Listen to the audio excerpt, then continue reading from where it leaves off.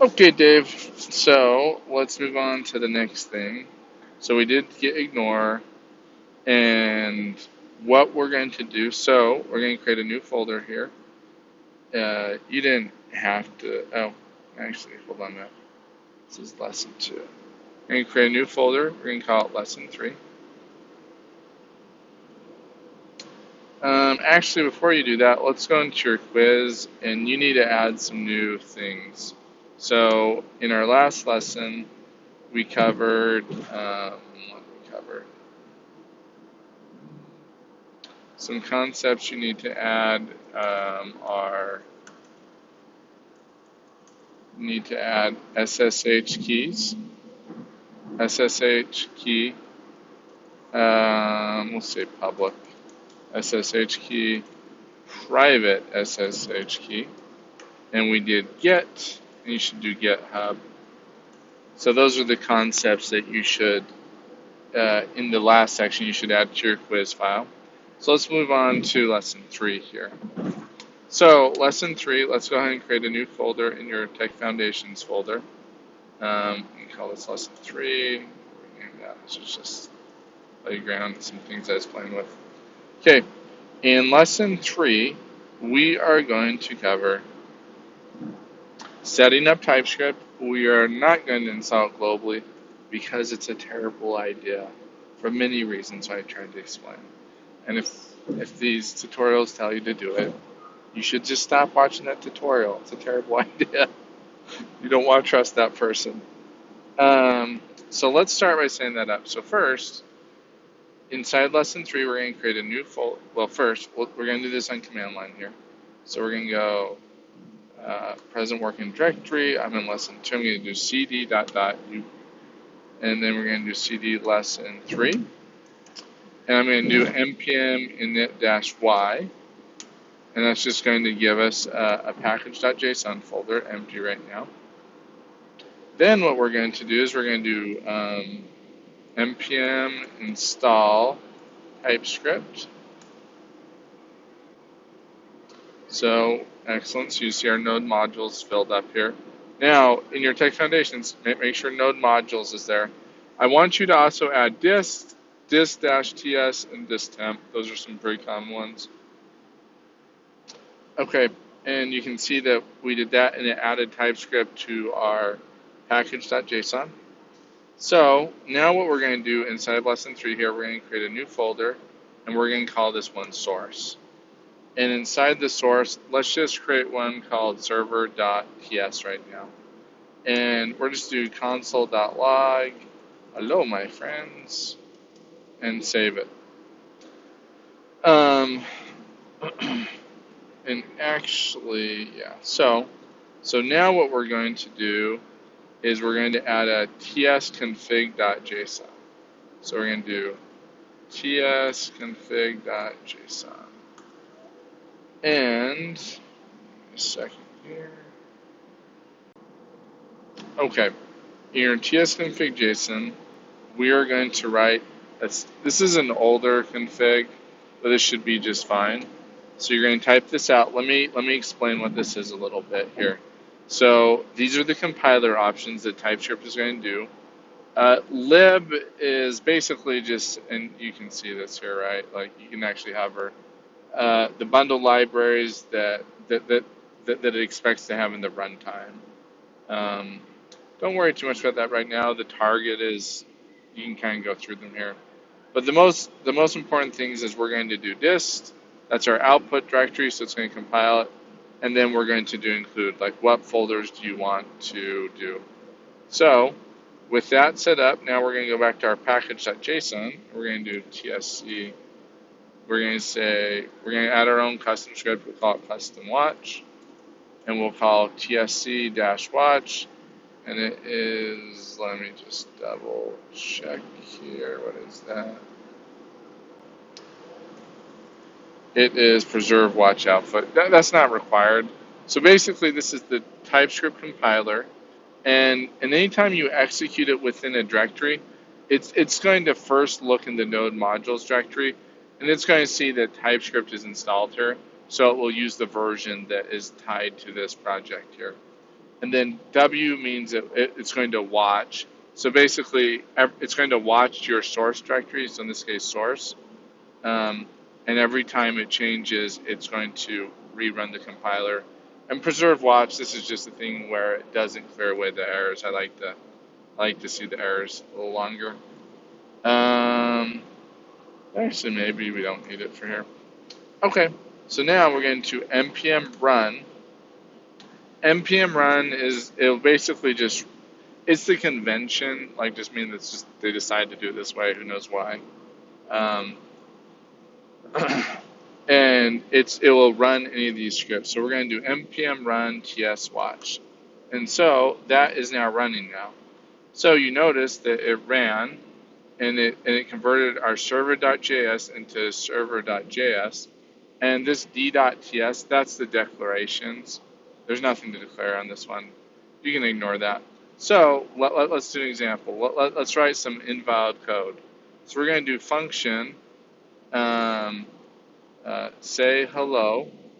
And for that, now I'm doing object because this is always the better way. We have to do name, and the name should have a string. And then we're just going to say console.log. That will do a string. We'll say hello, p.name. So and I'm just going to do a function main. You don't have to do function main. It's kind of a convention, especially in older languages. And we're going to say hello. And the name is Dave. Now, let's suppose instead of passing in a string, so let's save this, and it's checked and it updated. So if we go to the server.js, you can see that it has converted this down to just plain JavaScript. Specifically, the types are gone, right? You go back here, like it doesn't have this meta information. But let's suppose instead of passing the string, I pass in a number and I save it. It's going to tell me something's wrong here, but the TS watch is also going to say something's wrong. Now this is much more useful because what will happen when you get a bigger code base is you're going to change a little piece of code, right? Like you essentially change the definition of some commonly used function. And what's going to happen is there's a lot. Now, in this case, it's easy to say, oh, I just made that red. But, if you have hundreds of files, you're not going to see in the editor, all the places you just broke your code base in. But that's where the TS watch will come in. Be like, you have 84 errors. And you'll click and go into each file and you'll fix it. You're like, oh, okay. So we'll do Dave. So we'll save that. So I'm going to split this here. I'm going to do node dist server.js. It says, hello, my friends. Hello, Dave. Right? So good. So that's the way we set up TypeScript in a way that makes more sense. Let's see how long we are here. 8 minutes. Okay, let's go back to what we have planned. So we set up TypeScript. Let's just take a moment for a quick TypeScript primer. TypeScript primer. TypeScript has a lot of different pieces. The most important ones are the simplest ones there are. So let's do a few concepts here. So first, actually one sec here. Okay, so what we're going to do is for TypeScript, how to put it's like anything. There's a huge surface of various things you can talk about, but you don't use most of them on a day-to-day basis. So we're just going to go through the most simple ones that you actually are going to use. So for that, we're going to go to TypeScript Lang, and they have this handbook. You don't have to go here, but yeah, I mean, this in some, like when I'm learning a new language, this is typically how I do it. I just look at like their documents. So I'm going to do their cheat sheets, and okay, control flow analysis, interfaces, types. And you can just kind of begin looking at this here. So built-in primitives. So string, Boolean, string, number, undefined, null, any, never, void. Great. Let's look at all those. So there's nothing magical here. Const. Let's do a string. We're just going to kill all this. Const name. So obviously you begin with colon. So let's add this to our quiz. This is our next quiz here. These are the things. Colon in TypeScript. And we'll just cheat. It's used to define. It's used to essentially declare that it goes before the type declaration. It goes before type declaration. Okay. We'll just do question mark here in a moment. Okay, so let's start with the first one, string. Obviously, it's a string of characters, right? Hello. Why is this angry at us? Alright. So, let's start it.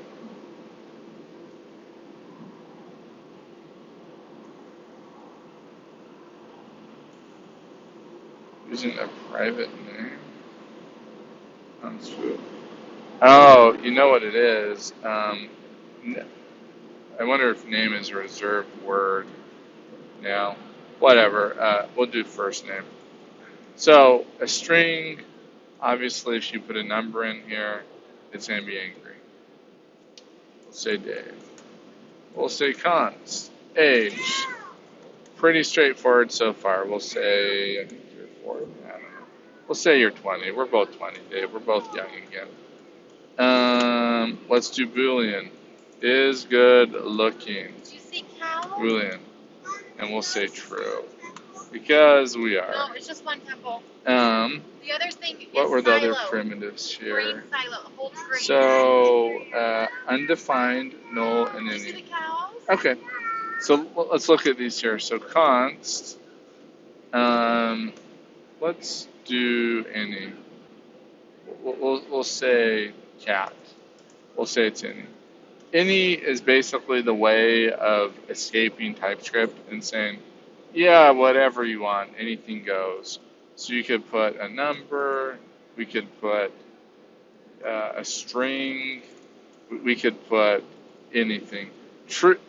Any's are typically not, you want to avoid them typically, but there's definitely use cases. Let's go on to the next one. Null and undefined, those are a little bit more complicated. I'm not going to touch on those right now. So, never void. Okay, void is worth something. So let's go to a function. So we're going to do function, hello, and inside of here, we're going to do a name, and we'll say that's a string. Now, a function also can have a return type, right? Now, if I just do this by default, it can have two types of return type. You can have inferred return type, or you can have explicit return type. Explicit. We'll say declared return type. So let's do an inferred one first. So if I just return a string, hello, if I don't want to do that. Okay. Now, if I call this somewhere, I'm going to say const x equals hello. And obviously I need to put a name in it. Bob. Now, you'll notice that x, if you hover over it, it knows it's a string, right? So let's make that a let so I can in theory change it. So if I try to say x equals 5, it's going to be angry because it was able to infer. It said, hey, this function, like we can read it and we can see it always returns a string. So we know this is always going to be a string. Now, right here, we can also add a return type on We can also add a return type on a function. We can say after the closing braces, you can say colon, and we're going to say, I want this to return a number actually. And the function is going to say, hey, this is wrong because you said this function should return this, you're returning that. So we're just going to say name.length, so basically however long the name is you pass in. So this would actually return a 3, and this would be a silly function. So we'd rename it size of name. There we go. Kind of makes a little more sense. Silly function. So you can kind of see here that this one is an inferred type, and now we've gone ahead and we've declared a return type on this function here. So that is kind of the basics on types. Let's go a little deeper. Yeah, let's do date, errors, maps, sets. Those are silly. Promises, will come to that. They're not silly. They're not used that much. Like, anyway, in other languages it makes more sense. So let's do this. So there is a special. Let's talk about classes in general. So I'm going to say class person, and we're going to say this person has a public name of string, and I'm going to say that it also has a public age of number. We're going to add a constructor, and in that constructor we're going to say you have to pass as an object that is name, string, age, number, and as part of that we're going to say this, and this refers to the object of the instance of the object. This dot name equals p dot name. So let's just do this here. This dot age equals p dot age. Oh, no, I do number in the lowercase there. And this is where you could begin adding additional functions, right? Like say hello. Now, in this case, we can say return. I'll just say console.log hello. My name is this dot name.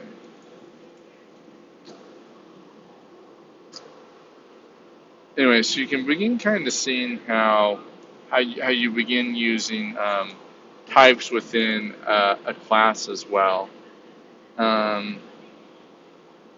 Let's move on to the next thing, Dave. An interface. An interface is essentially a more complex type. So we're going to say an interface. Let's get an example. They say in programming that naming things is one of the big challenges, and it's true. And coming up with examples on the fly can be kind of tough too. So let's do an interface, and we're just going to call this. We're going to call this a pet, and we're going to give the pet a name, string, and we're going to give the pet a type. And this is where we're going to do something different here. We're going to say the type has to be a cat, do lowercase, or a dog. That's kind of the or here inside of Typescript. And we're going to say that superpower.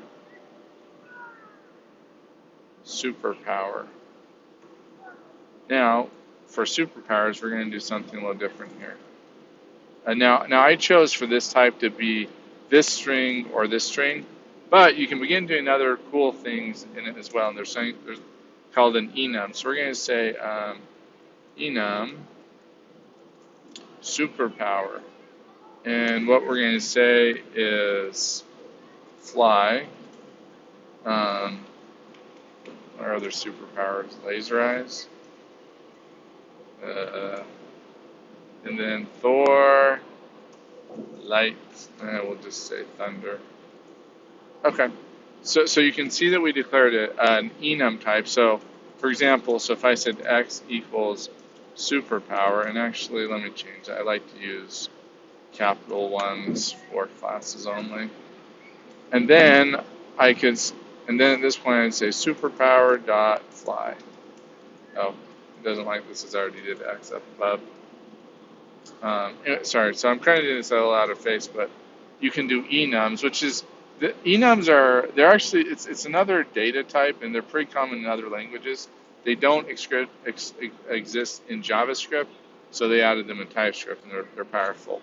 Now, I actually could use an enum here as well, right? I could say like enum pet type, and I could say cat, dog, and I can say the pet type.